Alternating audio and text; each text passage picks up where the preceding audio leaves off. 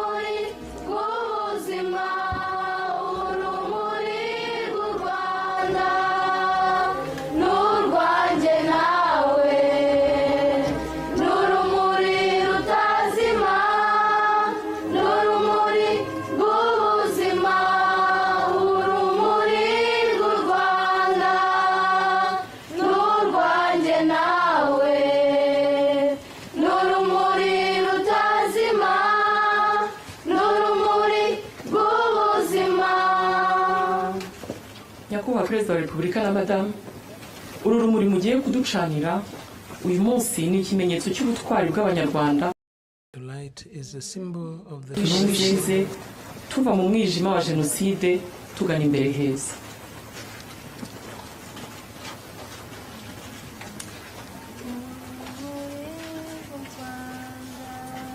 Nyakubahwa Perezida wa Repubulika na Madame, mwakwigira imbere mukaducanira urumuri rutazima. Urumuri rw'ubuzima, urumuri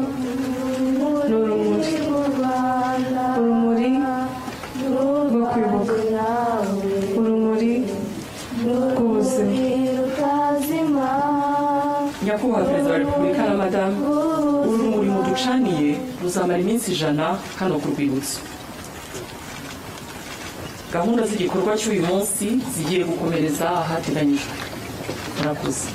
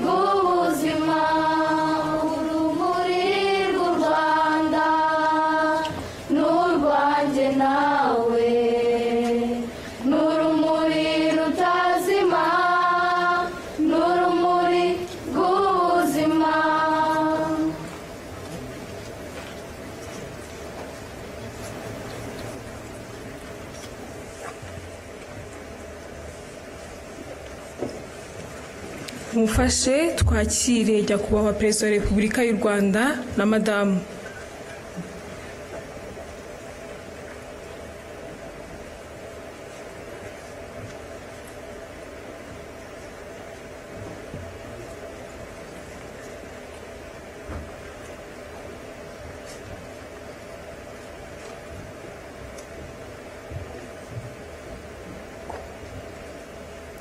Murakoze, mushobora kwicara.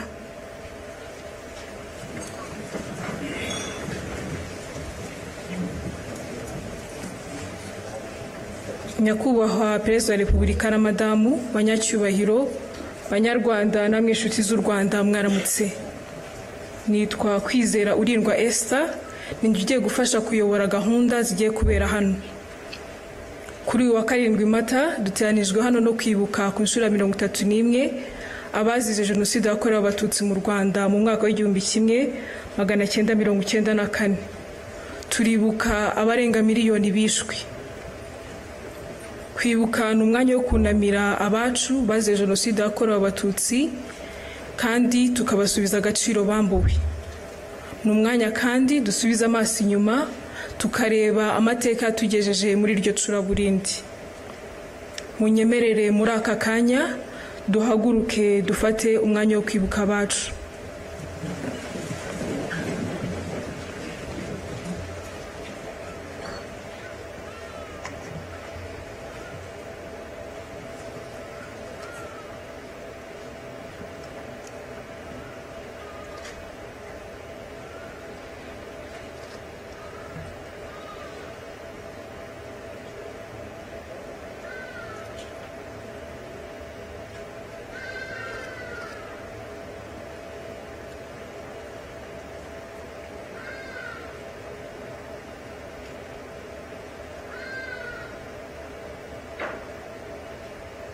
Murakoze.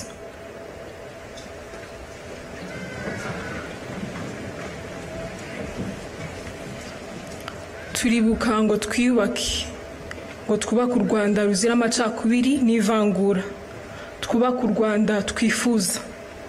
Ariko kandi nk'Abanyarwanda twiyemeje kuvuga ukuri ko amateka yacu nubwo gusharira.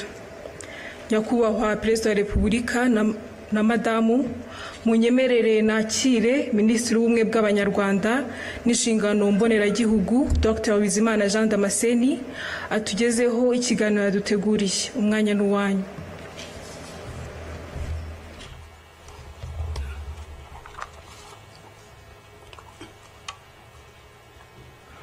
Nyakubahwa Perezida wa Repubulika, mbashimiye umwanya mu mpaye w'ikiganiro k'uyu munsi wo kuzirikana Jenoside yakorewe Abatutsi ituruka ku bukoroni bwimitse irondabwoko ryatumye Jenoside itekerezwa igakorwa amahanga bireba. Isuzuma ry'amateka ngiye kunyuramo mu nshamake rirerekana ko nta gihugu na kimwe ku isi kimaze imyaka 109 gisenya ikindi nk'uko Ububiligi bubikorera u Rwanda kuva bwagikoloniza. Byatangiye mu 1916 Ububiligi, Ubudage n'Ubwongereza bumvikana kugabanya imbibi z'u Rwanda rwari rwaraguwe n'abami Ruganzu wa kabiri Ndori hagati y'1600 n'1623 na Kigeli wa kabiri Nyamuheshera hagati y'1648 n'1692 bageza u Rwanda muri teritwari za Masisi, Rucuru n'ahandi. Hakurikiyeho amategeko akakaye harimo iryo kuwa 21 Werurwe 1917 ryashyizeho ibihano by'ikiboko, n'iryo kuwa 26 Nyakanga 1925 ryambuye u Rwanda ubusugire bwarwo, ndetse n'irindi ryo kuwa 11 Mutarama 1926 ryemeje ko u Rwanda ruzagengwa n'amategeko ya Kongo nayo yashyirwagaho n'Ububiligi. Aya mategeko yateye u Rwanda akarengane anacamo ibice Abanyarwanda. Mu mwaka w'1924 n'1946 Ububiligi bwagiranye amasezerano n'umuryango w'abibumbye yateganyaga kugeza u Rwanda ku ngingo 3 zikurikira. Iya mbere, ubwisanzure bwa politiki, ubukungu, imibereho myiza n'iterambere ry'uburezi, kwigenera ibikwiriye Abanyarwanda bakayobora igihugu cyabo ubwabo, kubahiriza uburenganzira bwa muntu nta vangura rishingiye ku bwoko, igitsina, ururimi cyangwa idini. Ntibyakozwe, ahubwo Ububiligi bwinjije irondabwoko mu Banyarwanda nk'iryari iwabo hagati y'Abaframa n'Abawalo. Hatangizwa impinduramatwara hagati y'1926 n'1932 ryayobowe n'Ababiligi babiri, Voisin na Morteran. Umwami Musinga yarabirwanyije bamucira Kongo. Tariki 12 Ugushyingo 1931 bimika umwana we Rudahigwa nyuma y'iminsi 4. Kugira ngo ashobore kuyobora, Rudahigwa yahisemo kutarwanya abazungu. Arabatizwa mu mwaka w'1943 anegurira u Rwanda Kristo Umwami mu 1946. Papa Pio wa 12 byaramushimishije amugenera impeta ayambikwa tariki 20 Mata 1947. Byatumye Ababiligi bamworohera, afata ibyemezo bica karengane, ariko aharanira ubwigenge bw'igihugu birabarakaza. Guverineri Jungers afatanyije na Frere Sekundien wayoboraga ishuri ry'indatwe Butare biyemeje kumusimbuza ariko birangira bafashe icyemezo kibi cyo kumwica. Aratanga tariki 25 Nyakanga 1959. Nyakubahwa Perezida wa Repubulika, nta kindi gihugu cya Afurika abakoloni biciye abami babiri, umubyeyi n'umwana we, ku maherere. Ububirigi bwakurikijeho gushyira ku butegetsi ishyaka rya Parmehutu ryubakiye ku irondabwoko, ritangaza manifeste enye zikurikirana: tariki ya 1 Ukwakira 1959, 27 Kanama 1961, 21 Kamena 1964 na 7 Kamena 1969. Zose izi manifeste zigishaga ko igihugu ari icy'abahutu, kwica abatutsi bigirwa gahunda ya leta yubakiye kuri iyo politike. Guhera ku itariki 3 Ugushyingo 1959, Colonel Logiste yoherejwe n'Ububirigi avuye muri Kongo, yunganiwe na Major Mariere, bahabwa ingabo z'Ababirigi n'Abanyekongo zo kubafasha gushyira Parmehutu ku butegetsi. Tariki 12 Ugushyingo 1959, Colonel Logiste yategetse kwimura abatutsi ku gahato mu bice bimwe by'igihugu bajyanwa mu Bugesera. Umwaka w'1961 urangira hagejejwe ibihumbi 13,890. Bahagiriye ubuzima bubi, bagasaba gusubizwa iwabo, Ububirigi bukabyanga. Abatutsi bamwe bagerageje kwimukira rwihishwa mu zindi teritwari, Ababirigi bakabirukana. Ndabaha urugero rumwe. Itariki ya 1 Kanama 1960, administrateur wa Nyanza witwaga Emmanuel de Jambrine yandikiye abashefu amabwiriza avuga ko bagomba kwirukana abatutsi muri aya magambo: hari abantu birukanywe muri teritwari ya Gitarama bagerageza gutura mu mayaga, ni mubirukane vuba. Nta numwe muri bo ushobora gutura mu mayaga cyangwa ahandi muri teritwari ya Nyanza, bagomba kujya mu Bugesera. Ni mukurikiza aya mategeko aka kanya, inka zabo nazo zigomba kwirukanwa. Tariki 17 Ugushyingo 1959, Colonel Logiste abigiriwemo inama na Musenyeri Perodin yatumije abadministrateur abategeka kwirukana abakozi b'abatutsi mu mirimo, bakabasimbuza abahutu. Abishyira mu itangazo yandikiye abaturage tariki 23 Ukuboza 1959, rikabivuga muri aya magambo ko bikorewe kugirira neza abahutu ngo batwarwe na bene wabo. Ishyaka rya Binari ryaharaniraga ubwigenge ryarabirwanyije, barihimbira ko ari ry'abatutsi bararirwanya, bariteza Kiliziya Gatolika baryitirira amatwara ya gikomuniste. Nyamara Inari yarimo ibyiciro byose by'Abanyarwanda, duhereye kuri perezida waryo François Rukeba n'umunyamabanga mukuru Michel Rwagasana.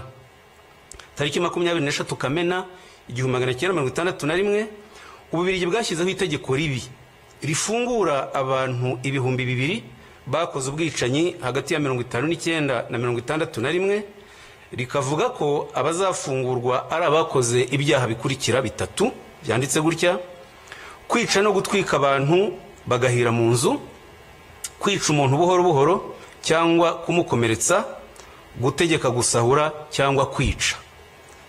Irondabwoko ryakomereje mu ishyirwaho ry'ingabo z'igihugu, bishingwa Colonel Van der Straten yemeranya na Colonel Logiste uburyo bizagenda. Tariki 29 Nzeri 1960, inyandiko mvugo ikabivuga gutya: ingabo z'igihugu zizaba zigizwe n'abahutu gusa. Ntidushaka kwitwaza kutabogama cyangwa demokarasi ngo twinjizemo umututsi n'umwe. Abatutsi bazajya bashaka kwinjiramo tuzajya twemeza ko badashoboye. Nubwo iyi mikorere irimo akarengane, ntidushaka kuvanga ihene n'ishu ngo twinjize mu ngabo zacu abantu bazaduteza ibibazo.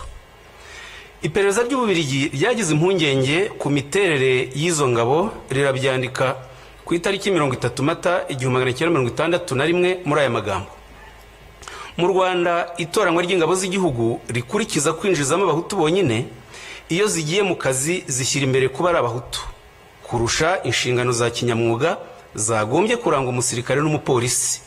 Turasanga bidakwiye kubashinga akazi k'umutekano.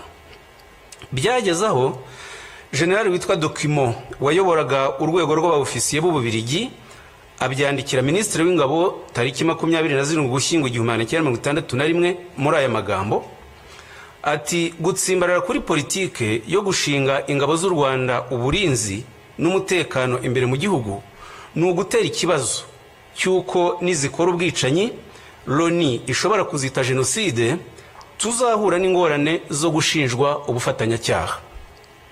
Muri Werurwe 1962 ingabo z'u Rwanda zatangiye ubwicanyi ibyumba zica abatutsi barenga 2,000 barimo umuforomo wabavuraga Karaveri Ndejuru wiciwe Ingarama byandikwa mu binyamakuru by'amahanga. Mu Kuboza 1963 ingabo z'u Rwanda ziyobowe n'abofisiye b'Ababiligi Dubois, Florquin, Turpin na France zisha abatutsi benshi mu gihugu barenga 35,000.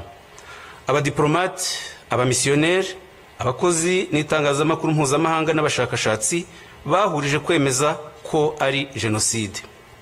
Ingero nkeya: telegramu ya ambasaderi w'Ububiligi yo ku itariki 24 Ukuboza 1963 yabyanditse gutya ati hari abantu benshi bafatwa bagafungwa mu buryo bunyuranyije n'amategeko. Ndabona aho ibintu biriho bigana ari iyicwa ry'abatutsi benshi. Ambasaderi w'Ubufaransa mu Rwanda Marc Barbe nawe yanditse indi telegramu tariki 4 Mutarama 1964 atanga icyegeranyo cy'abishwe muri aya magambo ati muri Gikongoro abaturage b'abahutu biraye mu batutsi barabica batarobanuye kugeza tariki 25 Ukuboza 1963 hamaze kwicwa abagera ku bihumbi 15.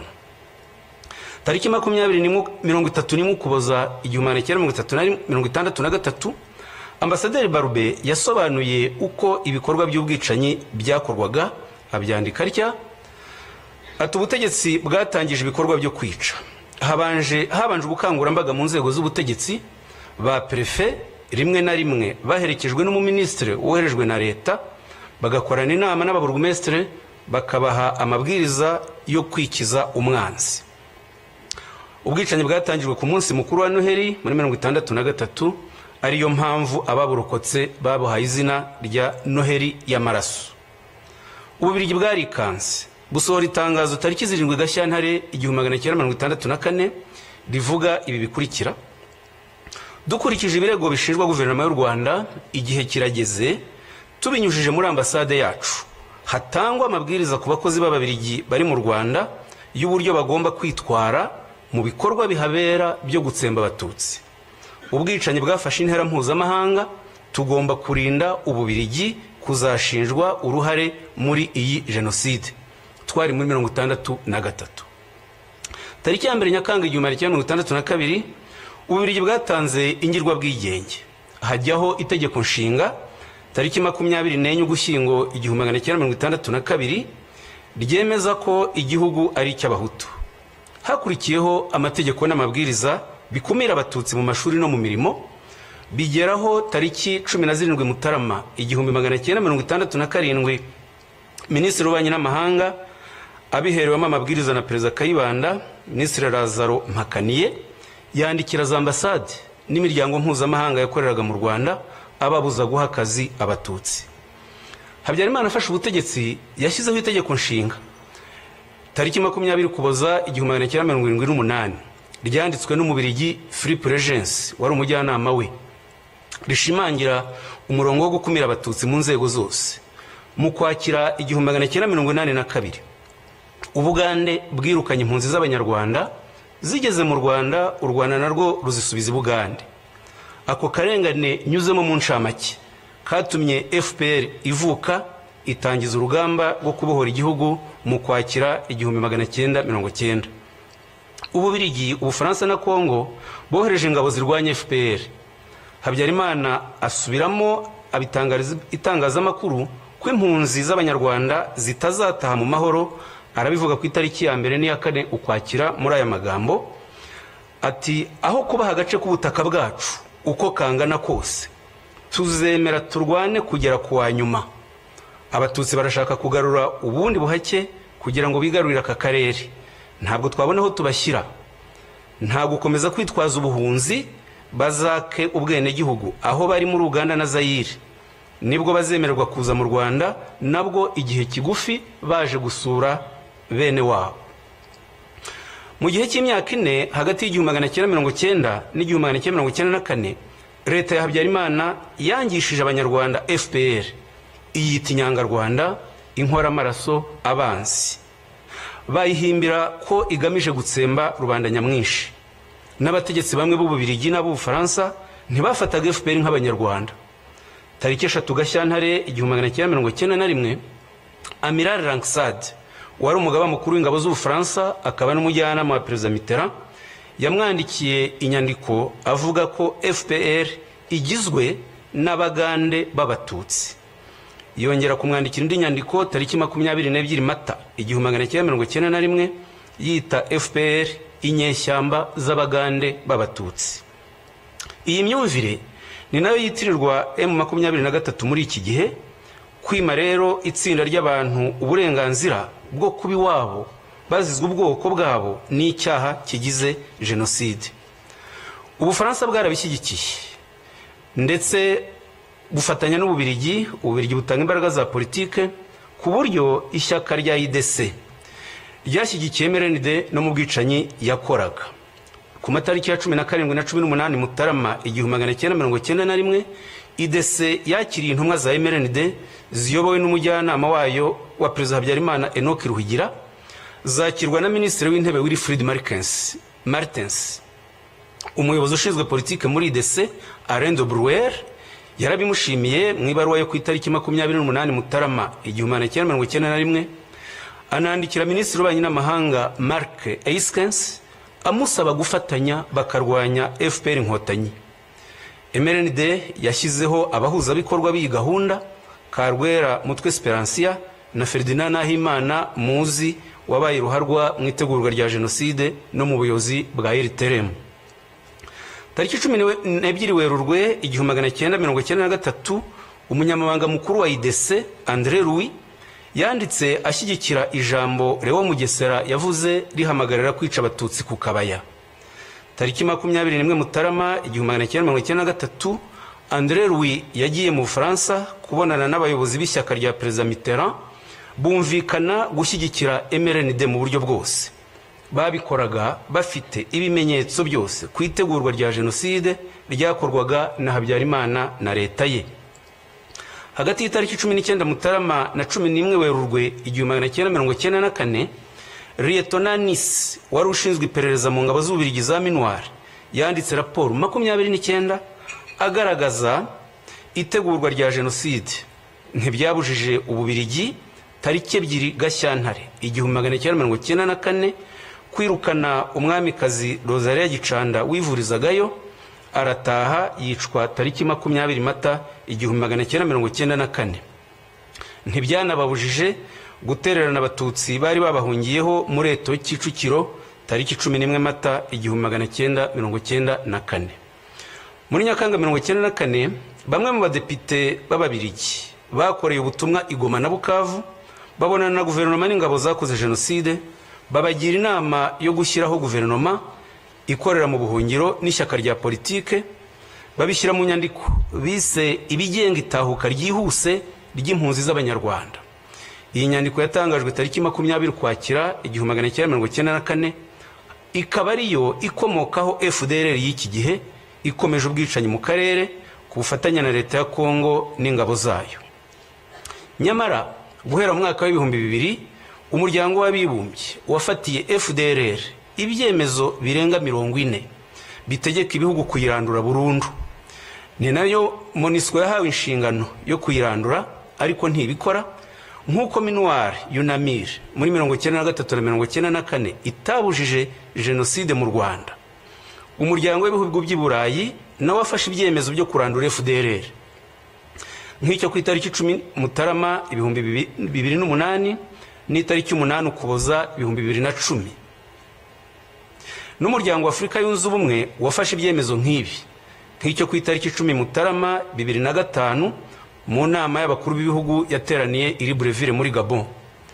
Biratangaje rero kuba hari ibihugu muri 2025 bibeshywa n'Ububiligi bikihutira guhana u Rwanda byirengagije ibi byemezo byose n'ubufatanyacyaha bwa Kongo na FDLR. Ibyo bihugu bivuga iyubahirizwa ry'amategeko mpuzamahanga, bikayarebera ku ruhande rumwe rwa Kongo, ntibite ku busugire bw'u Rwanda bwatewe kenshi na FDLR, ntibite ku karengane k'impunzi z'abanyekongo b'abatutsi zirukanwa na FDLR zimyaza imyaka 31 mu buhungiro. Kongo yita izo mpunzi udukingirizo, le pantin. Ni kimwe nuko hagati ya 1990 na 1994 leta ya Habyarimana n'abambari bayo bitaga FPR Inyangarwanda z'Abagande. Ni nabyo muri Nyakanga 1994 Perezida Mitterrand yagaragaje avuga ngo muri biriya bihugu jenoside nta kintu kinini isobanuye. Kuva muri Nyakanga 1994 kugeza magingo aya, Ububirigi nicyo gihugu cy'Iburayi gikorerwamo ipfobya rya jenoside yakorewe abatutsi no kugoreka amateka yayo nta nkurikizi. Nyamara nta ushobora gutinyuka guhakana jenoside yakorewe abayahudi ngo bimugwe amahoro, kandi jenoside ari zimwe mu rwego rw'amategeko, ku buryo n'ibyaha byo kuzipfobya byagombye gufatwa kimwe. Ubu ngubu inyandiko zifashishwa n'amahanga mu guharabika u Rwanda zitegurwa n'abiyita impuguke z'Ababirigi zibeshya ko ziza u Rwanda, kandi nizo zagize uruhare mu kwangiza amateka y'u Rwanda, harimo kwandika itegeko nshinga ryo muri 62 na 78 n'amategeko y'irondabwoko yakoreshwaga mu Rwanda. Umwe muri zo, Philippe Regency, abyigamba ku mbuga nkoranyambaga ko bagomba guca icyo yita agasuzuguro k'u Rwanda. Hariho n'ibihugu nk'Ubwongereza byinangira mu kohereza abakoze jenoside mu Rwanda no kutabacira imanza. Nyakubahwa Perezida wa Repubulika, ngana ku musozo, ubugome busenya u Rwanda bwakoreshejwe muri imyaka 31 ni bwinshi, ariko ntacyo bwadutwaye kubera ubuyobozi tubakesha bwubaka ubumwe bw'Abanyarwanda. Ijoro ribarwa riraye, tuzi urwobo mwakuyemo u Rwanda isi yarutereranye, tuzi n'aheza mu rugejeje. Dufitanye namwe igihango tudashobora gutatira. Ntituzemera abasenya ubumwe bwacu n'abimika ingengabitekerezo yasubiza u Rwanda mu icuraburindi. Uburenganzira bwacu bwo kubaho twihitiyemo ibidukwiriye ni ntavogerwa. Ababikerensa ntibaduheho, babyumve batureke. Ndabashimiye Nyakubahwa Perezida wa Repubulika.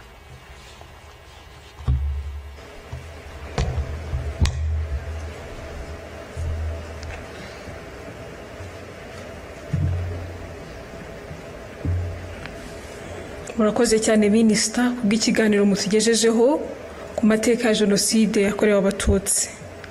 Abato twize byinshi.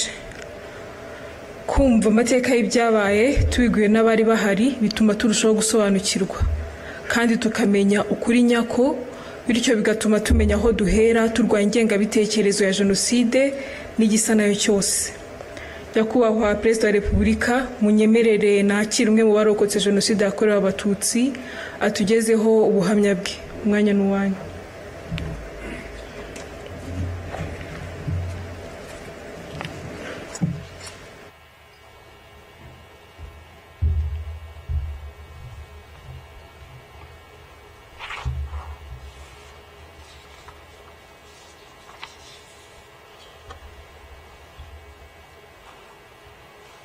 Nyakubahwa Perezida wa Repubulika na Madamu, mbashimiye uyu mwanya mumpaye kugira ngo bagezeho ubuhamya bwanjye n'inzira yo kurokoka jenoside yakorewe abatutsi. Nitwa Mutangwa Fredy. Muri jenoside nari mfite imyaka 18. Banyiciye ababyeyi, banyicira abashiki banjye 4, babiciye mu cyahoze ari komine Mabanza, ubu ni mu karere ka Rutsiro mu murenge wa Mushubati. Munyemerere ntangire ubuhamya bwanjye ku mateka y'ababyeyi banjye. Muri 1973 ubutegetsi bwari buriho bwisha abatutsi.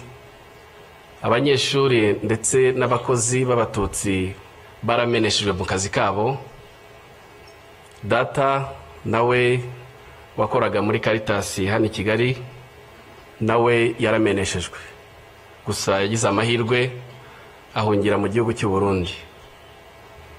Mama wari umufiyanse we yiyemeje kumusangayo mu nzira igoranye, yanyuze muri Gisenyi, yambuka Igoma, amanuka Uvira, musanga i Burundi, amugeraho mu gihe cy'imyaka 2. Barashyingiwe babifashijwemo n'ababyeyi bari mu mpunzi. Ngevuka muri 1976. Gusa data na mama ntabwo bagize amahirwe yo kubana igihe kirekire, kuko mu gihe gito mvutse data yakoze accident iranamuhitana. Yasize mama twite umwana w'umukobwa ariwe mushiki wanjye, tukaba kubw'amahirwe twararokokanye jenoside yakorewe abatutsi muri 1994. Ubuhunzi bwaramugoye, ndavuga mama yiyemeza kugaruka mu Rwanda akaruhira iwabo. Yagarutse yerekeza ahahoze ari muri komine Bwakira, niho hari iwabo, ubu ni mu karere ka Karongi. Aguma iwabo, ariko naje kumenya ko uko icyo gihe nari nkiri muto, naje kumenya ko yakomeza gutotezwa n'inzego z'iperereza zimubaza iby'inyenzi yasize Burundi. Byarakomeje kugeza yongeye gushaka, ashaka mu karere ka Rutsiro, ubu ni muri Mushubati. Yashatse umugabo nawe wari umaze gupfusha umugore, nawe afite abana 3. Turabana, nakuriye aho Mushubati, mpiga n'amashuri abanza. Mu gihe nari mu mashuri nibwo namenye ibyerekeye amoko, aho mwarimu wacu nigaga mu mwaka wa 2 yahagurikije abana b'Abatutsi. Icyo gikorwa bagikoraga buri gihembwe, hari ifishi ya leta buzuzaga bagashyiraho ubwoko bwa buri mwana. Nibwo rero yaduhagurutsaga, ngenda jijinganya, aturuka imbere, araza amagurutsa andi ikinyuguti kwitama, arambwira ngo wowe mama wawe ni n'umwarimu kazi hano, ukaba utazi kuri inyenzi. Narahagurutse, nyuma tuza gutaha, mbitekereza mama. Nanamubaza impamvu twabaye Abatutsi, ariko sinibuka igisubizo yampaye. Gusa ababyeyi muri hano sinzi ko mwakibona namwe. Urungano rwanjye, urubyiruko muri icyo gihe twigishije urwango, twigishwa ubugome, twigishwa ubugizi bwa nabi. Ikibabaje gikomeye nuko bwigishijwe no mu mashuri, bwigishwa mu mashuri ku nzego zitandukanye ndetse no mu buryo butandukanye. Abize muri icyo gihe cyanjye, muri buka imyandiko textbooks twigaga zari zuzuye urwango, nubwo hari harimo imigani itandukanye, irimo inyamaswa n'ibindi, ariko hari harimo ubugome bukabije, hari harimo n'ubugizi bwa nabi. Abize mu myaka ya 7 n'iya 8 turibuka isomo twigaga ry'imyuga. Iryo somo batwigishije gucura imyuko, gucura amahiri, gucura imihini, ndetse no kubaza amahiri, gucura n'ibyuma. Ibyo byarakomeje kugeza ubwo mu gihe cy'imyaka ya za 91 na 93, mu gihe cy'amashyaka menshi, rukanka muri za meeting, aho gufokasinga ku masomo yabo bakirwa birukanka. Ari nabwo muri icyo gihe abajene benshi bashowe mu kuba abarwanashyaka.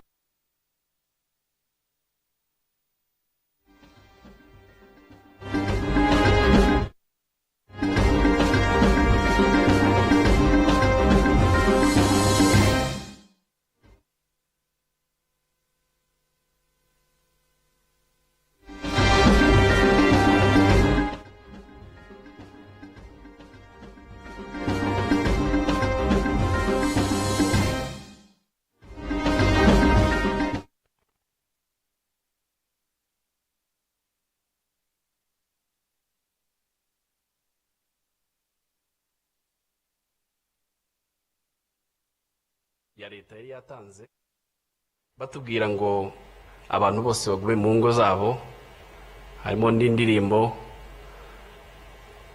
twumva ko Habyarimana indege yarashwe yapfuye.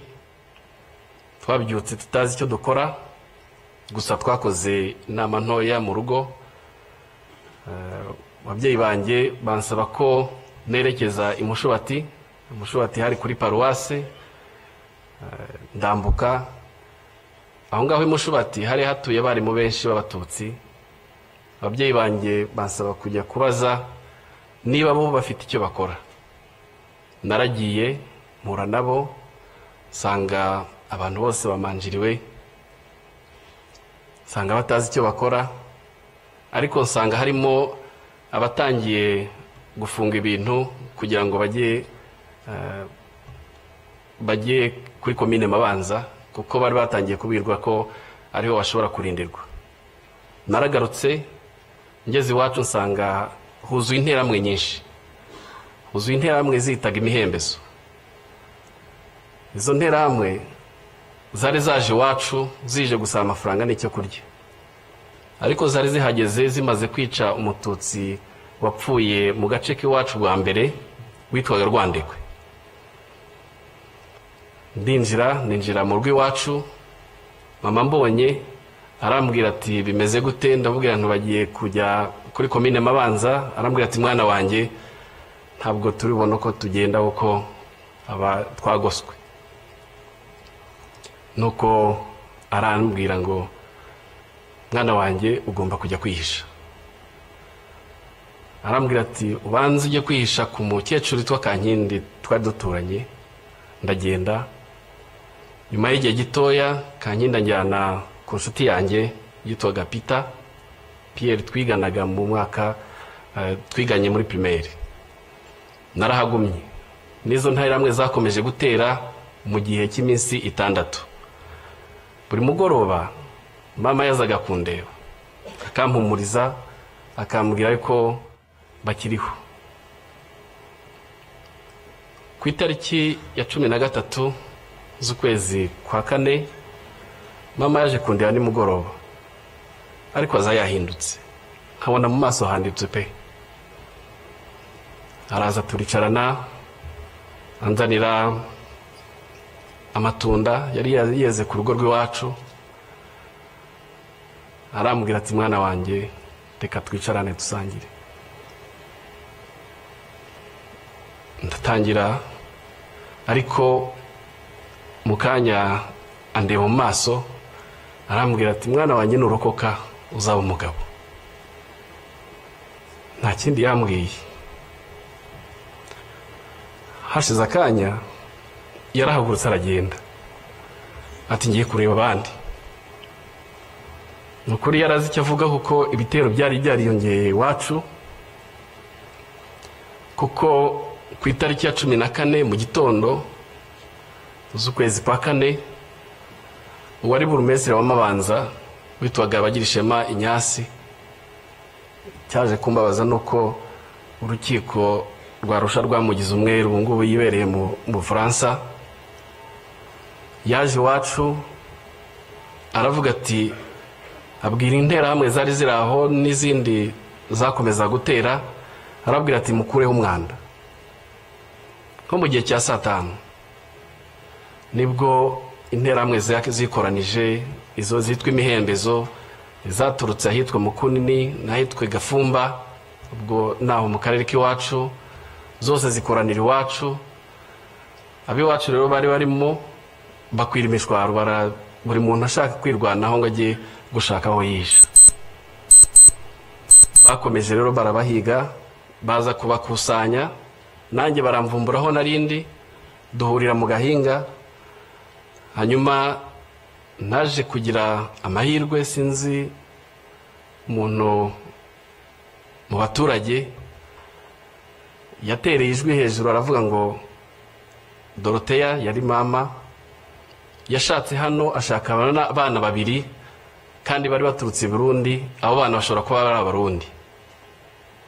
Ubwo abari bariho baduhiga batushaka kudukusanya ngo batwice, bahita bafata ababyeyi, bafata n'abana, ubwo baba birukankanye. Naje kumva ko kubera ubwoba ababyeyi banjye bagerageje kugura amasasu, babatanga 5,000, barayafata, baravuga ngo amasasu arahenda, babicishije amahiri, babicisha n'imihoro, babajugunya mu miringoti yarera aho hafi. Bashiki banjye bo babataye mu cyobo kinini cy'umugabo wari umupasiteri witwa Gasenge, nawe bamwishe muri jenoside. Babatarimo ari bazima, ariko babanje kubakomeretsa, hanyuma noneho bakabarundaho babajugunyaho amabuye kugeza igihe bapfuye. Njye rero na mushiki wanjye muri iryo joro twafashe icyemezo cyo guhunga aho ngaho, twerekeza ahitwa ku rutare rwa Ndaba. Wenda abajya muri biriya bice murahazi. Aho twerekeje hari mama wacu wakurikiraga mama, akaba yarashatse umugabo utarahigwaga. Twarahageze, atubonye aratwakira, arabwira ati mwinjire mu nzu, ariko dusanga nawe afite umutwaro ukomeye wo kurinda umugore we, ariko yaratugumanye. Ibitero byakomeje kumutera, avuga ngo noneho ari inyenzi zajiwe. Ndibuka nk'ibitero 2 byarazaga, akabiha amafaranga bagasubirayo, aho bigeze harananirwa, aratubwira ati mugerageze mwigendere. Ariko yaduhaye indangamuntu ye. Kera mu ndangamuntu bandikagamo abana, yari afitemo abana 2, uwitwaga Ruberi n'uwitwaga Kwibishaka. Aratubwira ngo bana banjye mugende kuri bariyeri, nibabaza muzabwire ko iyo ndangamuntu ari yaso, harimo ubwoko bw'abahutu. Noneho ubwo icyo gihe nibwo nahinduye izina, nitwa Ruberi, na mushiki wanjye yitwa Kwibishaka. Hari aho byadukundiraga kuri bariyeri bakatwemera tugatambuka, ariko hari n'ahandi byatugoraga bavuga ko ari amayeri y'inkotanyi. Twarakomeje, inzira yatubereye ndende kuva Mushubati, inzira twayirangirije ikaduha ahahoze ari muri Gikongoro.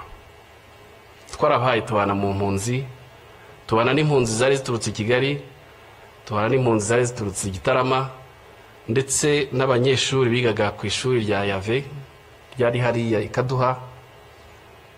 Abo banyeshuri abenshi bakoze jenoside yahabereye, kuko twebwe twasanze barayirangije nko mu Kiliziya n'ahandi, kuko abanyeshuri baturutse Ibyumba bari bafite ubugome budasanzwe, ariko twarabanye, twagumye aho ngaho, ko hari no muri zone turquoise. Muri zone turquoise rero, aho inkotanyi zahagaritse jenoside hirya no hino mu duce, muri zone turquoise bakomeze barica, induru zakomeza kuvuga, bavumburaga abantu buri munsi, abari babahishe, batangira no kwica abahutu bari bahishe abatutsi. Icyo gihe byarakomeje kugeza aho nageze nko muri bigeze nko mu kwa 7 hagati. Ntabwo twari tuzi ko inkotanyi zahagaritse jenoside, twari twihebye. Hanyuma nahavuye hari umwana w'iwacu w'Imushubati wigaga aho ngaho, ngo yaraje gutwara ibintu bye, turakubitanye, ahamagara izina ryanjye nyaryo rya Freddy. Mbona impunzi zose zitangiye kundeba, ariko kubera ko bari bazi ko nitwa Ruberi, mbona bitangiye kunkomerana. Nibwo ku mugoroba nafashe icyemezo, uko twari tuzi ko inyuma wambutse uruzi rwa Mbirurume hari inkotanyi. Nafashe umwanya muri iryo joro, ndagenda, bwagiye gucya nambutse uruzi, nambuka uruzi izuba ritangiye kuza mbona abantu hakurya ngenda mbasanga kumbe bari inkotanyi mbagezeho mpumagira nasanze ari abana b'abasore babiri abahungu b'abasore barambwira ngo urava ukajya he ndabwira nti mvuye mu mpunzi batekereza uko byagenze nuko ntageze ijambo rya mbere rimpumuriza naryumvise uwo munsi barambwiye ngo ubu ntugipfuye ati sugiye he ndumva ngiye i Kigali ese hari umuntu hazi nti ntawe noneho barambwira ati mu kanya hari imodoka ya Croix Rouge iri bunyure hano turayigutegera noneho imodoka ya Croix Rouge nko mu masaha 2 ibirahanyuze imodoka impa lift bangeza muri gare umushoferi arambwira ati muri gare ni hano nari narahageze rimwe kera noneho ntangira gutekereza aho ndi bwerekeze nza kwibuka ko hari data wacu wari utuye Gikondo sejemo noneho ndavuga reka ngeyo kuko nari narabasuye muri 92 njyayo mpageze nsanga baramwishe ari amatongo ko bwari bwije ndaramwa ayo matongo aho rero niho numvise ntekereza ijambo umusirikare w'inkotanyi ambwiye ntekereza aho ndaye mu matongo aho niho natangiye gutekereza ku buzima ikindi gihe numva ntaratekerezaga ntekereza numva mfite agahinda kenshi ngatekereza ab'iwacu ariko none cyamvunaga kurushaho ni mushiki wanjye nari nsize mu mpunzi ntiyanamenye nuko nagiye igitangaje kandi n'ayo mateka ntiturayaganira sindamenya icyo we yatekerezaga nta nubwo yamenye uko byangendekeye ngeze i Kigali hanyuma bukeye nza kuza ngaruka muri gare ndongera ndambuka mva seje munza hano muri gare hano Kigali ngira amahirwe akomeye nkura n'umuntu wari umushumba w'ahantu hafi y'iwacu yari yaraje i Kigali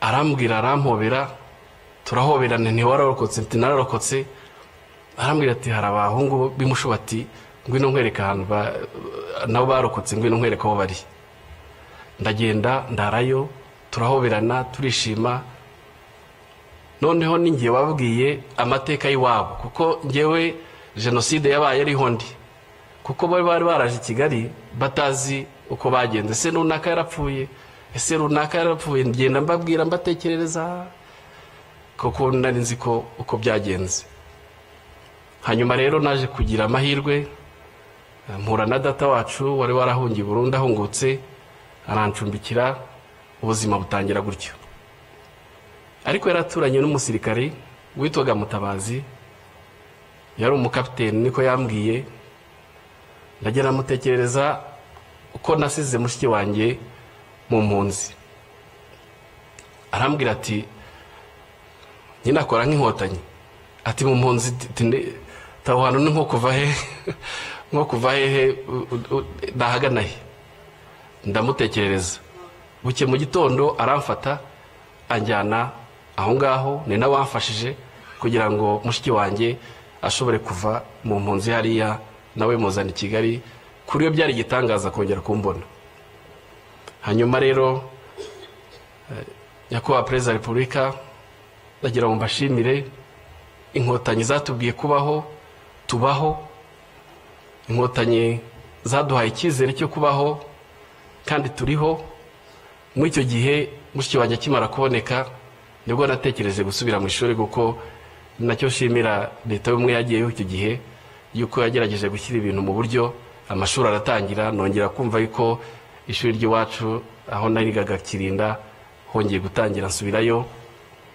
nagezeyo nsanga hari abana b'imfubyi benshi bihebye batazi mbese hari agahinda gakomeye ariko hari n'ubukene bwinshi leta rero yatubereye umubyeyi leta yatubereye umubyeyi iradushyigikira ijya mu cyuho cy'ababyeyi bacu, ishyiraho farije, baduha icyangombwa cyose twari dukeneye kugira ngo dushobore gukomeza amashuri yacu. Ndagira ngo mbashimire umusingi leta yacu yaduhaye wo kubaho. Ni igihango gikomeye tudashobora gutatira, ni igihango gikomeye tugomba kwigisha kandi twigishana n'ubu n'abana bacu. No kuri icyo gihe mu bwihebe nk'ubwo ngubwo nta nubwo twambaraga ngo tuberwe, ariko turambara tukaberwa. Ikindi twabaye abagabo. Rya jambo rya mama nzi neza yuko ababyeyi benshi baribwiye abarokotse benshi, twabaye abagabo. Bahumvugira aha mfite ndi umugabo, narashatse, mfite abana 5. Nyakubahwa, munyemerere agace gasigaye gatoya kavuga mu Cyongereza. Your Excellency, I would like to continue my testimony in English.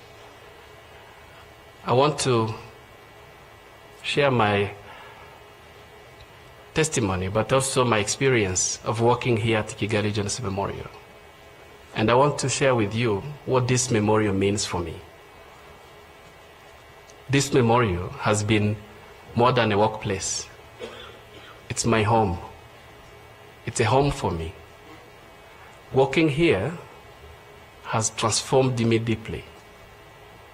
Trying to learn and understand my history, the history of my country, explain the root cause of genocide against Tutsi, trying to share the transformation journey of my country from the ashes of genocide to a peaceful nation.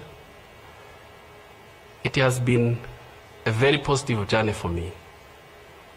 But this memorial has a huge meaning for the international visitors that I receive all day, every day. This memorial provides an historical clarity. They come here to learn and they bear witnesses. They go back around the country. They're transformed by what they see and what they hear.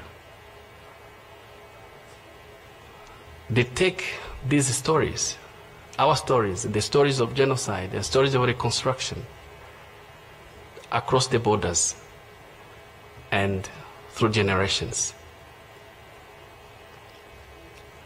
I want to extend my profound gratitude to the government of Rwanda for establishing the memorials around the country. It is such act of humanity. While the perpetrators, they left their victims unburied, no respect, no dignity, they attempted to erase their humanity by establishing the memorials such as Kigali Genocide Memorial. It's a profound and a powerful statement that they failed. The memorials here, the memorial here at Kigali Genocide Memorial, it's a place of healing for my fellow survivors, by myself as well. To conclude, through our pain, we find a purpose of life. Through commemorations and remembrance, a date like this, Your Excellency, you'll never miss. For the last 31 years, through your message, comforting message, and a powerful and profound message, Your Excellency, we find our strengths. This is what means memorization for humanity. Acknowledging the past, the dark past of our history, but also affirming our commitment to light. Murakoze cyane kunyumva. Murakoze mwese kuntega amatwi. Dukomeze twibuke kandi twiyubaka. Murakoze.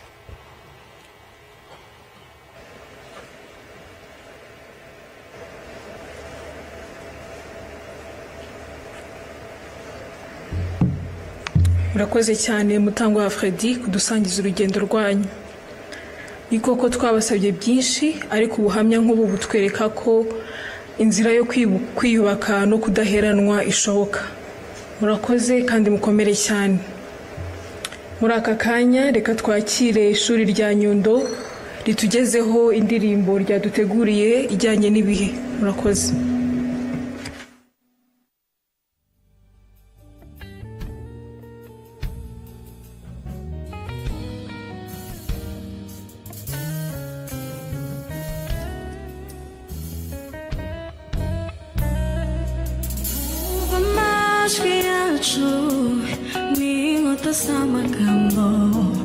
Jenoside yakorewe abatutsi 1994 batonyaze ko bumwe bazabigisha Imana badacamo ibice baturema amoko umutu umututsi umutwa amacakubiri aragata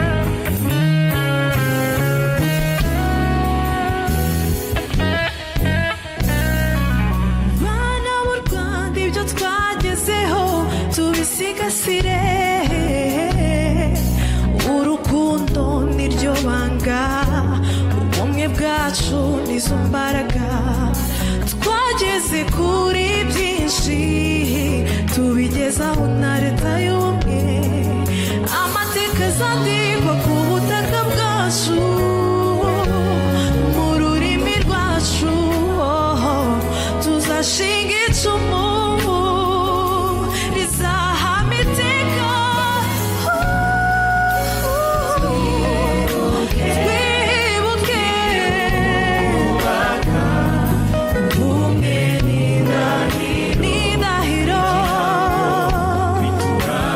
to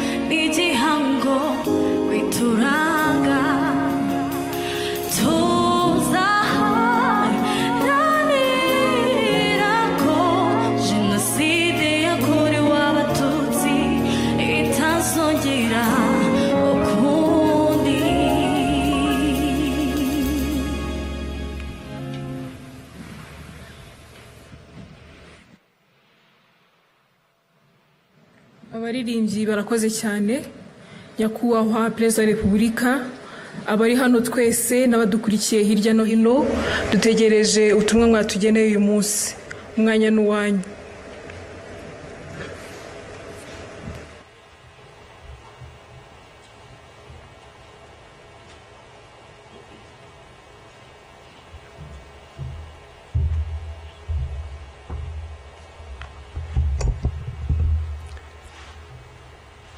Mwiriwe neza mwese.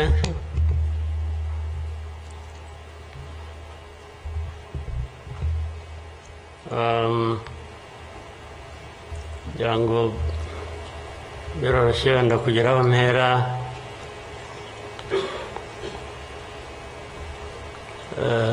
Ndahera ku mateka Bizimana yatubwiye.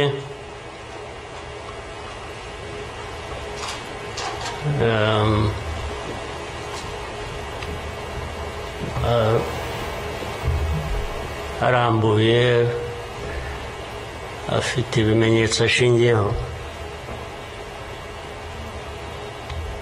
ariko ndagira ngo mbanze nshimire mwese abari hano mwaje kwifatanya n'igihugu n'abanyarwanda, cyane cyane mwebwe abaturuka hanze mu bindi bihugu cyangwa abihagarariye hano mu gihugu cyacu.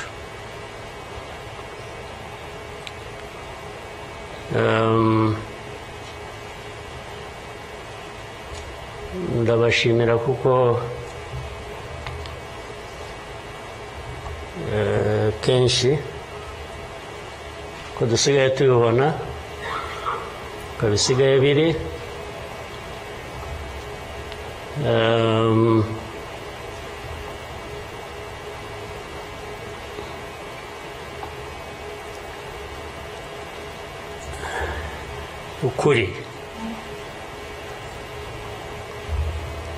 ukuri ntabwo kukigenderwaho.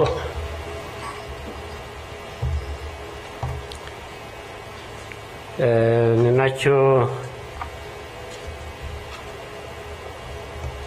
gituma, ariko reka mvugane, hari umuntu w'inshuti yanjye wigeze kumbaza ati ariko wowe nk'umuntu ubaho ute ugahuza, bimwe ndaza kubivuga mu rurimi rw'amahanga,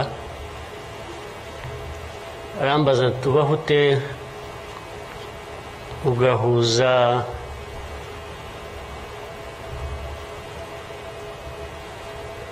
the dark past and the cruel present.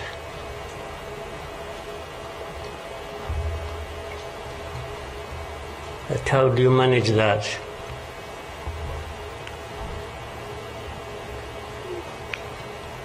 Ariko uko nabyumvaga ntabwo ari igihe yabazaga gusa, yabazaga u Rwanda. Uvuga ngo u Rwanda mubaho muti, with a very dark past and a very cruel present.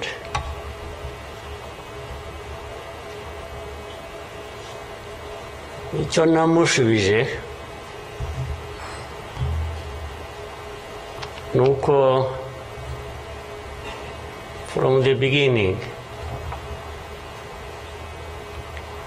we were under an illusion that the two were siblings and we had to deal with them as such. You have to deal with the cruel present, knowing that it is very, very much related to the dark past. They are inseparable. So for us, we have a choice to make.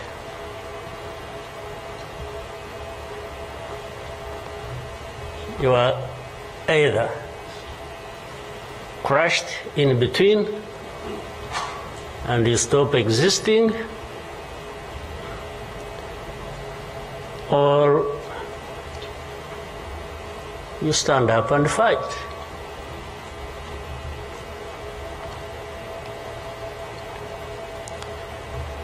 When people are saying in the testimony that the hope they have, and that what happened here 30-something years ago will never happen again.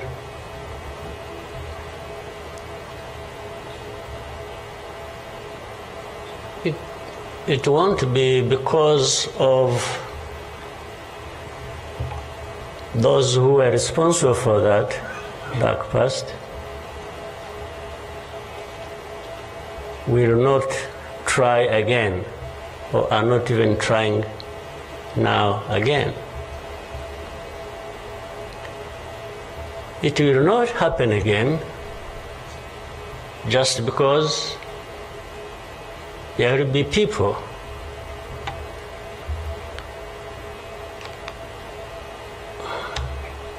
who will stand up and fight.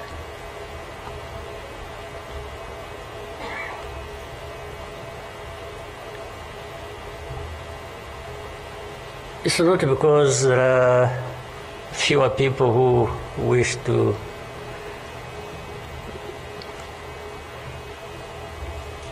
perish, or who would have wished us all to disappear, this country to disappear.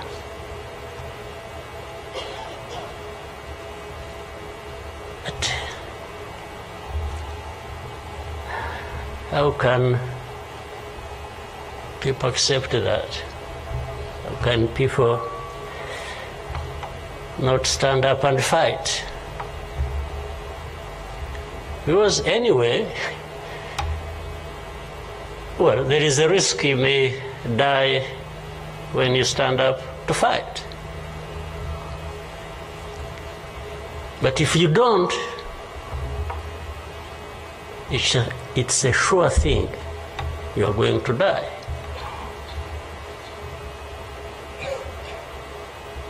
So why don't I try the former?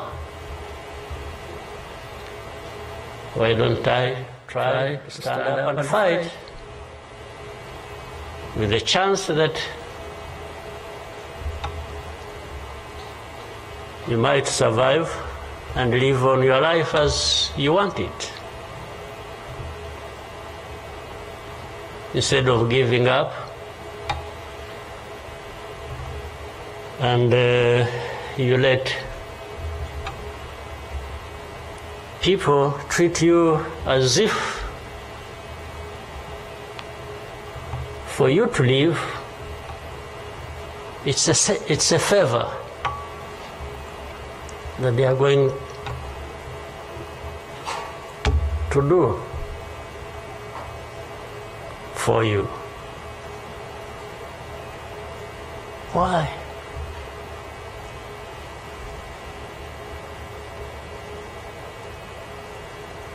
I've also had people come to me and warn me and say, President, you know you are too vocal, you say things that challenge these people who have the power in their hands, and they're going to kill you. Well, first of all, it means they're killers.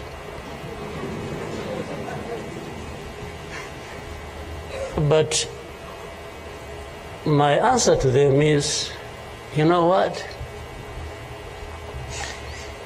If I were to be there to just accept these things to happen, I don't think I would count myself as living anyway. It's like I would already be dead.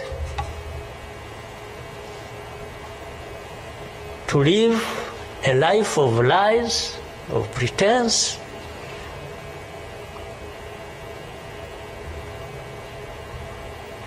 and all my life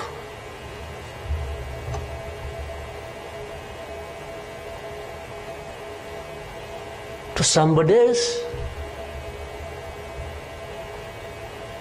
I would be dead anyway. So why don't I die fighting?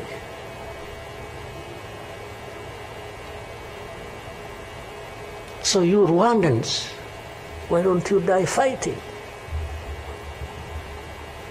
Instead of dying anyway, just dying like flies. Why? But my message goes to other Africans who live like this on a daily basis, who are dehumanized. And they accept it and they beg. I can't beg to live. I can't beg anybody.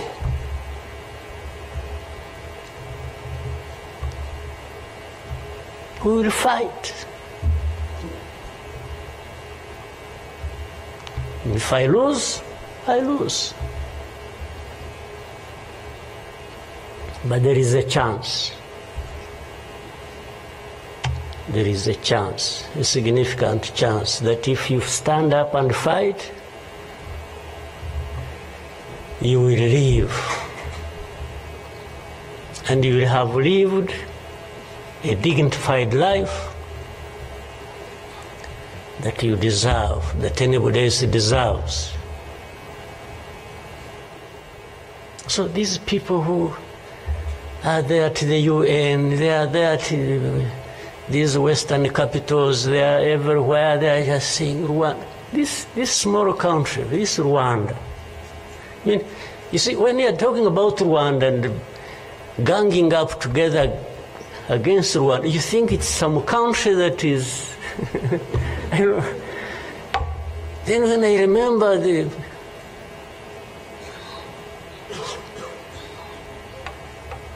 the facts about it, I just imagine the world has gone amok.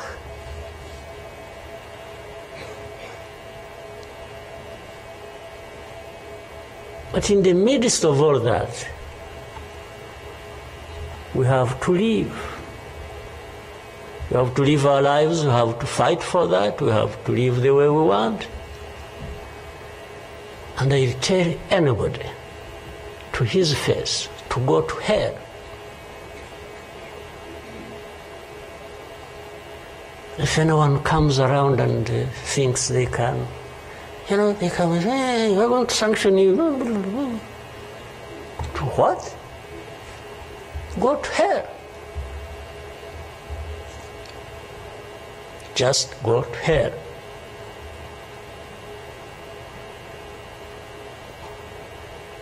You have your own issues to deal with. Go and deal with your own issues. Leave me to mine. This is the spirit, I think, Rwandans must have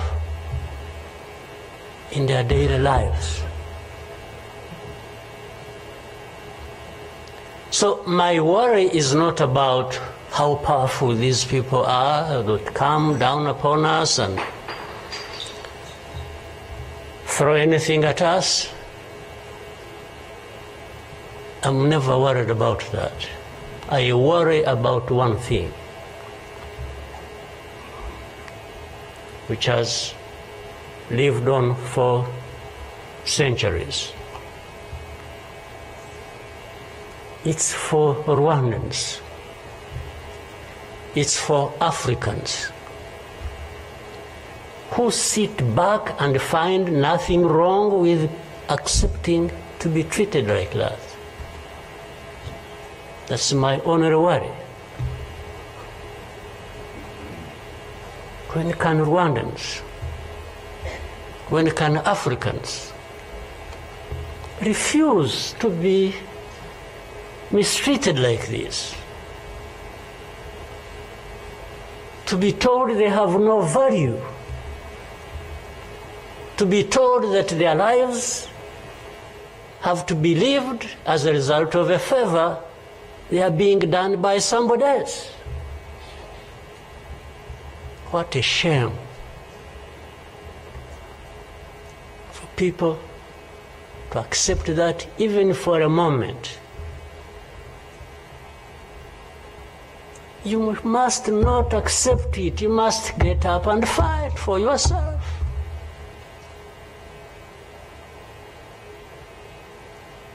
And then you have fools leading countries and being used as puppets.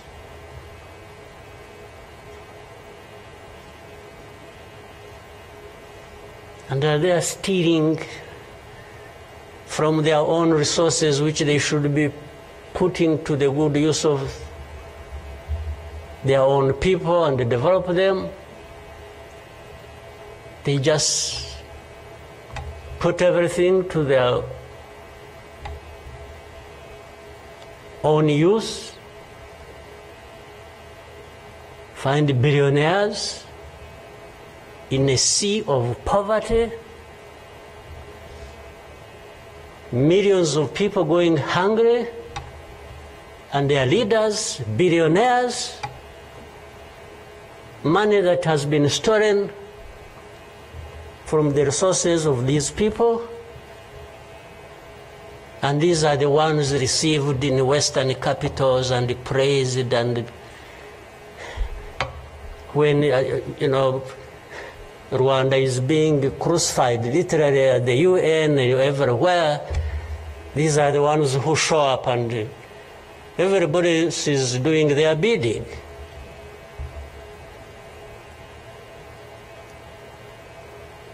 They don't talk. These ones don't even say a thing. There is somebody to say it for them.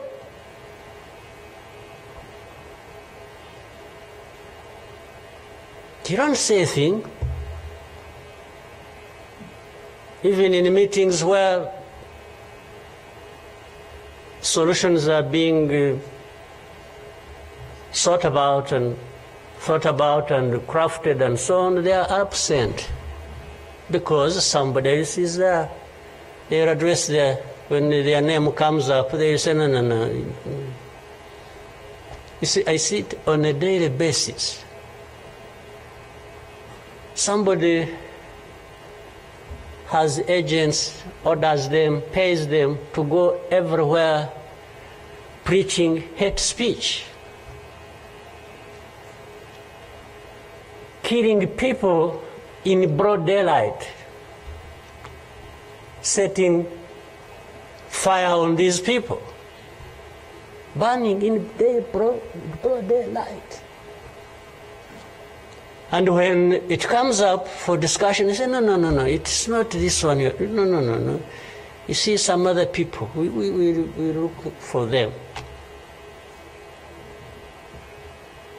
But the person keeps coming up. He says, no, I will take the war to Kigali, I remove the government, these Tutsis, we are tired of them, like we were tired of them 31 years ago.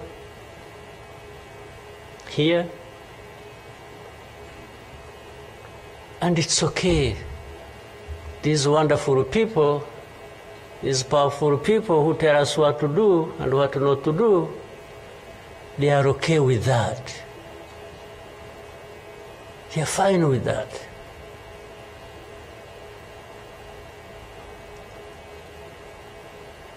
And they expect us to accept it also ourselves.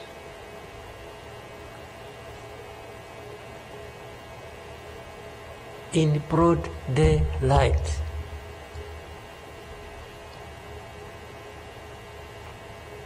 hate speech, killings of people for their identity, uprooting them from their homes, and most of them are refugees here in this country.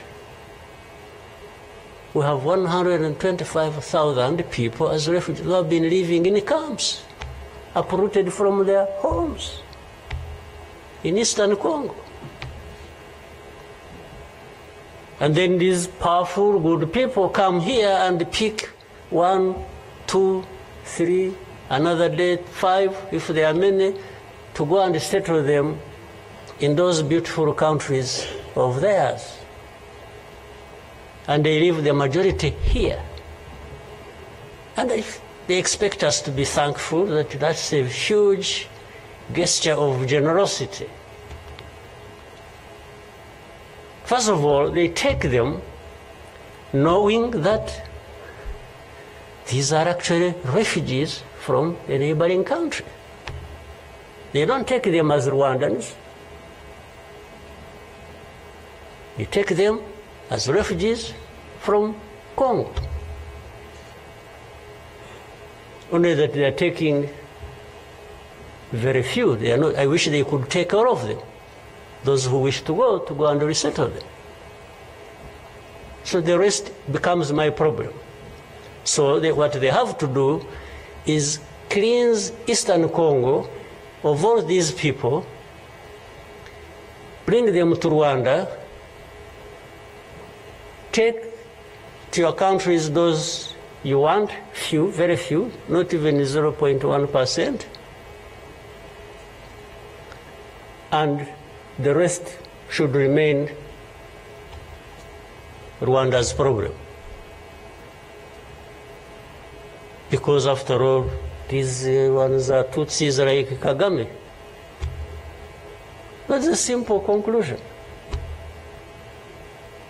But ask yourselves, how did these people end up being across the border of Rwanda? Was it really done by Kagame? Was it done by Rwanda? No, for us, we are here lucky that we are alive, that we survived.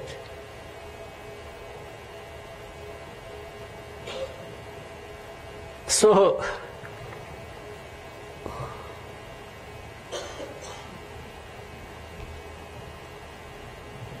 but as I say this,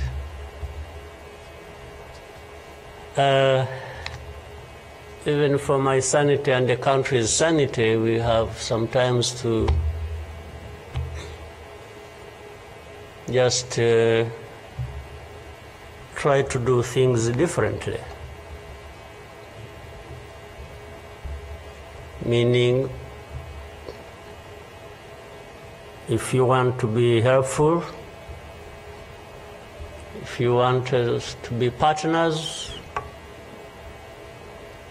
we are happy to play our part, and you can be sure you will find a reliable partner in us, irrespective of what we think about you.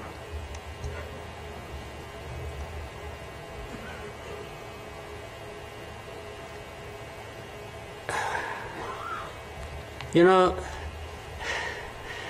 this whole thing you see every day, you know, you have heard of groups, what is it? Group of experts. You have heard of that thing? These are people who go around, experts who are supposed to know better our situation than ourselves. Can you imagine? And the ones who lead those groups are the very people connected with this history I'm talking about, or that Bizimana was talking about. Can you imagine the cynicism?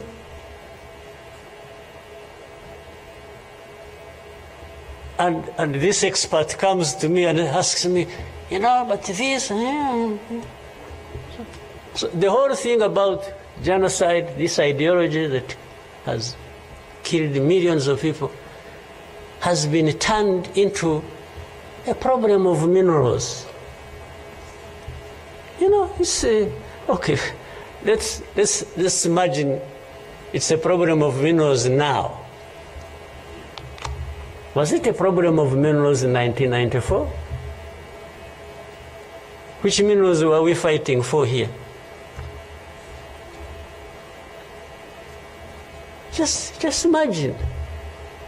Which minerals?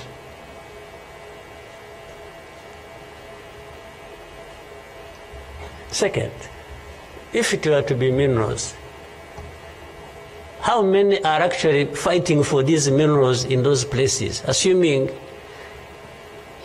you found evidence about Rwanda being implicated in what's happening in Congo for minerals in Eastern Congo. Are you really saying it is just Rwanda? Why don't you be brave enough to say Rwanda is invading our territory we have created for ourselves and is encroaching on the minerals we are also encroaching on in Eastern Congo? Why don't you be brave enough to admit that? At least to say that.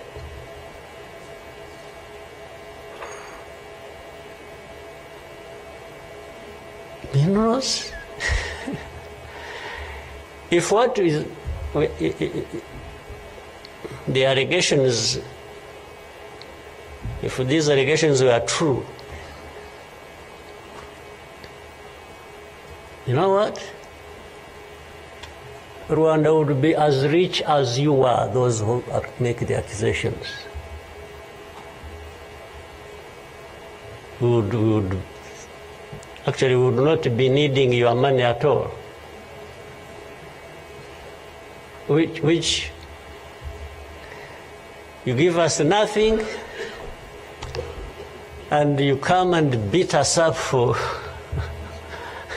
for everything. I mean, yeah, that is the world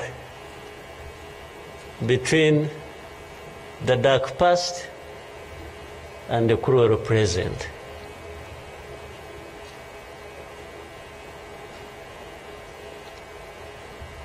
But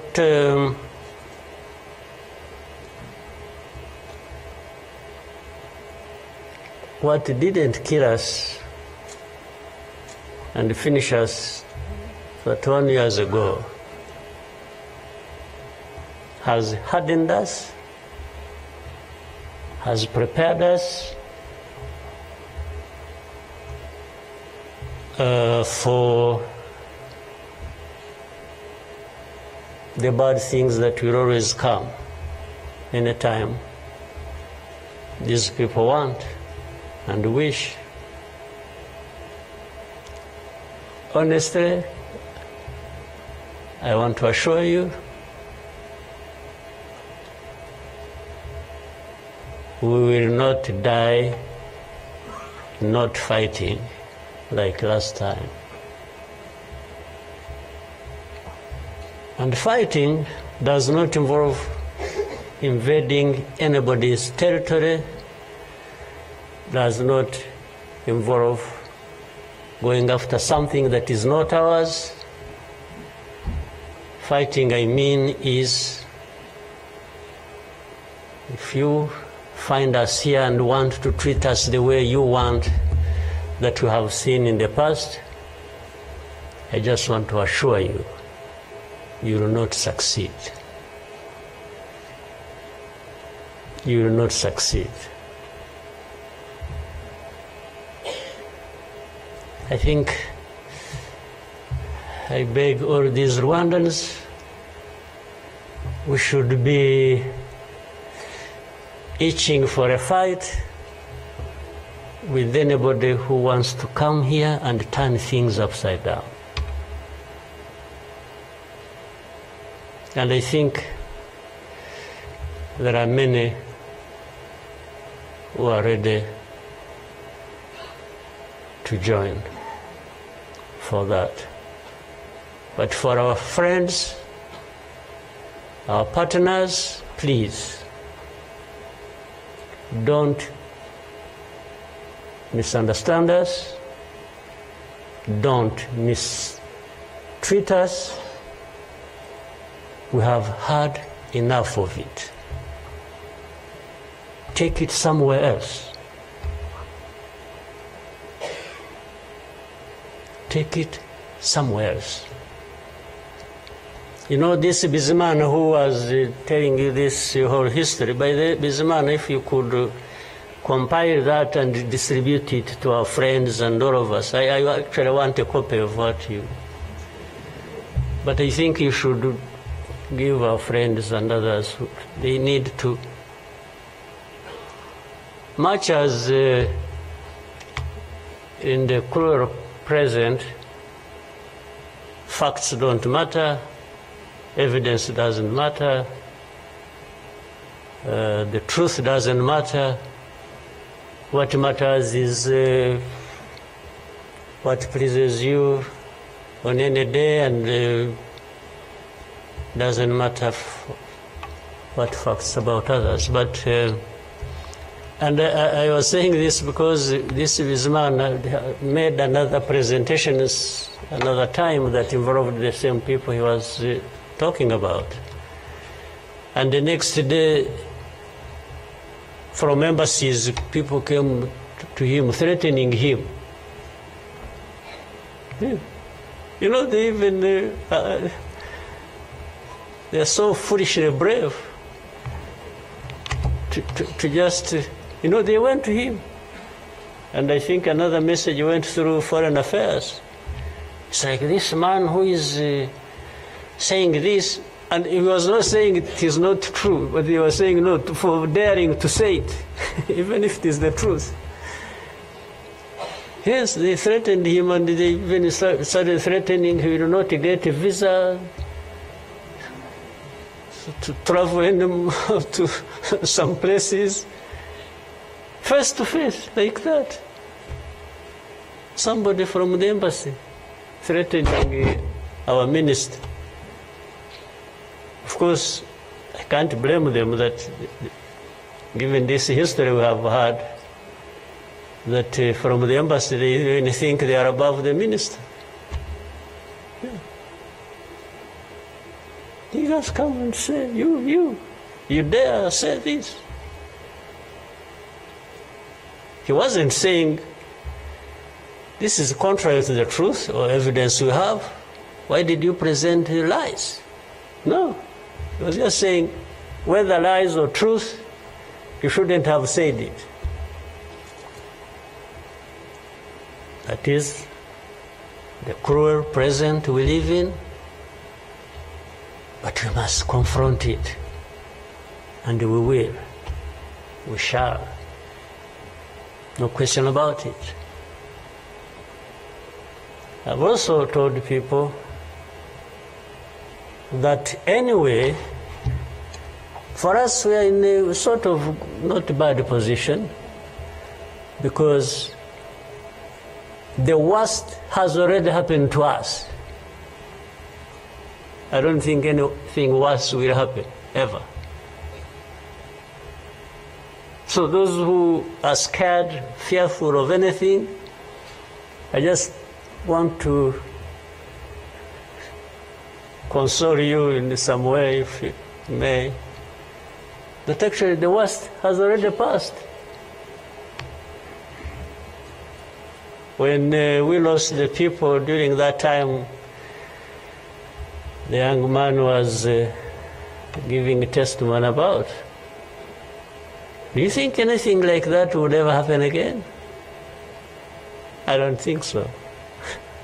So why would we be scared of anything? The worst.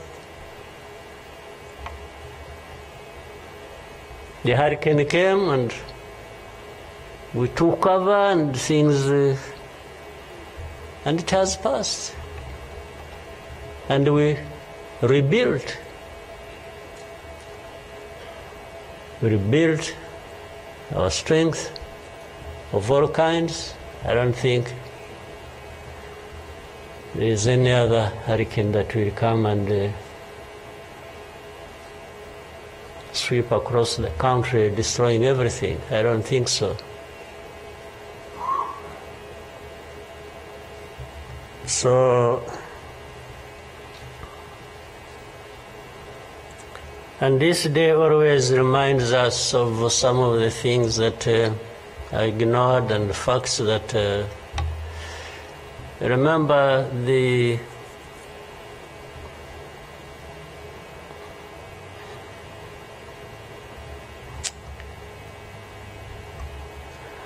book written by somebody many of you know, Philip Gurevich, with a very long title. And this is a man who, well, at least I would have wished if they could think of such a man and put him in the group of experts, maybe they would benefit from. But you bring somebody just because she comes from a country that colonized Rwanda and that becomes the expert. I think that's not serious. But he said that the title of the book was, "We wish to inform you that tomorrow will be killed with our families." You know, who were they informing? And who was going to stop that? And who was going to come to their rescue? Nobody. It just happened as they said it. People kept telling the world, "We want to inform you that tomorrow we're going to be killed with all our families." And who cared? And the families were killed indeed, including the family of the young man who was testifying here. Well, including our families,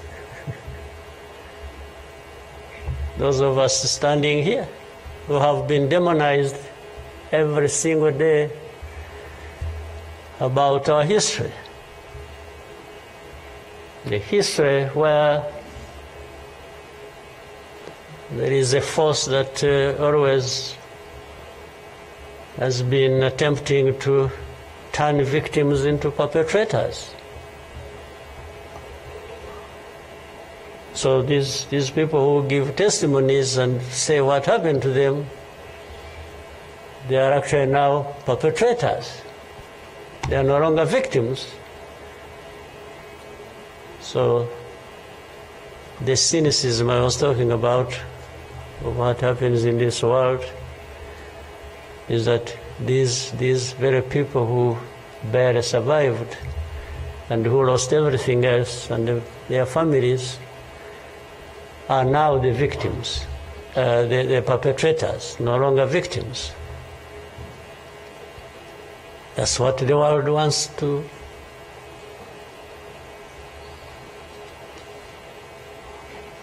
create about us. I think I should, even for, again, the sake of our sanity, maybe we'll always, you know, during the war times, to keep my own balance, you know, there used to be battles taking place across the country, militias killing people, RPA soldiers fighting government forces. Sometimes in our movements we would one of the commanders would come to me and say, President, you come and see what has happened here. I went there once and saw a mass grave that they had just dug with caterpillars, and I think they had put in over 2,000 people. And from that lot, we found 12 people are still breathing. And we got them out. I was told the other day of the 12, I think they lived for some time, and then now they are remaining 7 out of 12. I kept following the story. 7 are still alive. I think 5 died of...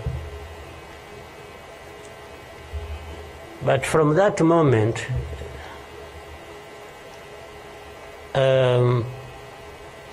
I told the commanders that they should never bring my attention to this kind of thing. They should just handle it, and we agreed how they would be handling it. But I should never, I don't even need to be informed or, and the reason was simple. And unfortunately, such a moment of remembrance sort of takes you back into that. But the reason was I didn't want my judgment and my conduct of the war and the leadership I was supposed to be providing to be impaired in any way by the anger, by what you saw. So that's why I wanted to keep my own balance so that we go through so many things. But otherwise, if I kept seeing this, putting people out of a mass grave, and then your mind goes to say, but who is this doing? Whoever is doing this, why is he doing it? He may end up. So anyway,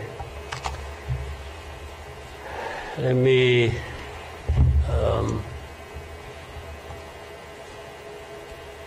End here. There will always be another day, another year to commemorate our lost people.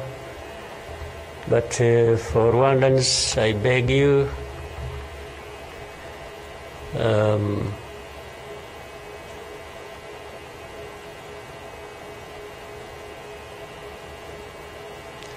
don't you owe your life to anybody else. And please have the courage to deal with the situation and moment as it is. Don't offend anybody,